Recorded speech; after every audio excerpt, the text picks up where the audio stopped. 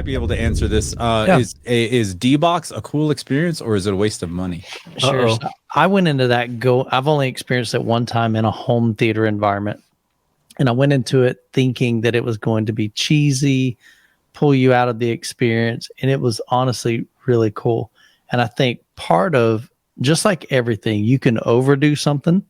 I mean, you've got like kind of like the intensity level on D-Box. You can go nuts and throw you around, or you can have it kind of subtle. And so I remember one of the first scenes that we were experiencing was in Unbroken. I think it was Unbroken. And so when the plane starts, here, let's see if I can do it this way. The plane's like this, and it starts to dive. When it started to dive, the seats start moving forward and tilt forward. And I'm like, dude, that's pretty slick. I mean, it was even in, I think, Ford versus Ferrari, going around the turn. So it would just turn a little bit. So when done right, it can be really cool. But like I said, if it's not calibrated properly, if you got it cranked wide open, it's just going to be a rough ride, and it's going to take you out of that movie experience. So I think it's all about integration. But yeah, I think D-Box can be pretty cool. Like how well it integrates? Is that what yeah. I've tried it. I've actually, when I watched Top Gun Maverick, right? The theater. So you're talking about in the theater. I haven't tried it in the theater. This was in a home cinema. Yeah, Like so I guess it's similar in what it does, right? Or what it's trying to do.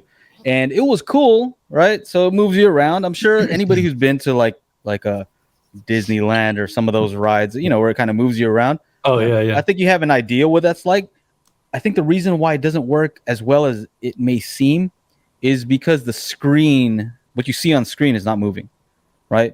Versus like if you were wearing a VR headset and it was also moving with the motion, I think now you're at a point where it feels really realistic. But because there's a disconnect, the screen is like, it's just, you're moving, but nothing on the screen is moving.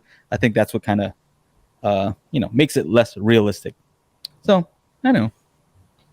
I could do without it, I guess. It's really expensive to do it in your own home. I mean, we're talking like $10,000 a chair. Ooh. Yeah, I mean, it's pretty ridiculous. No, legit.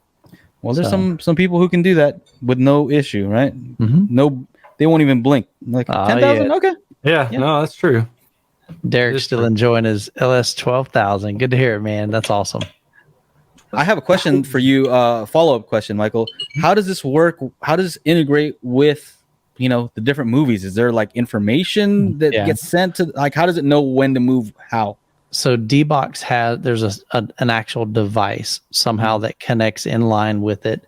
And so it knows, okay, this is this movie. And then it pulls kind of like the metadata for that to know what to do. Trying to think. So somebody has to program that though, right? Somebody has to watch the movie and say, okay, this is how it should move. I'm assuming. Yeah. I mean, I imagine it's D-Box, they're programming. Okay. I'm guessing. So yeah, I don't know that back end, but it's definitely for this price, right? Yeah. Steve with F says $10,000 to $25,000 per D-Box seat. Yeah. It gets expensive. So the gentleman that I had the experience at his setup literally is the most incredible theater that I've ever been in. He had wind, he had D-Box, he had Crosons, he had incredible sounding atmos, beautiful image. I mean, it's just done very, very well. The entire room is very nicely acoustically treated. But it's one of those things where I think he spent like 4 years looking for the components for it because he wasn't going to drop $14,000 or $10,000 a chair. But it still was expensive, but he got it for a lot less.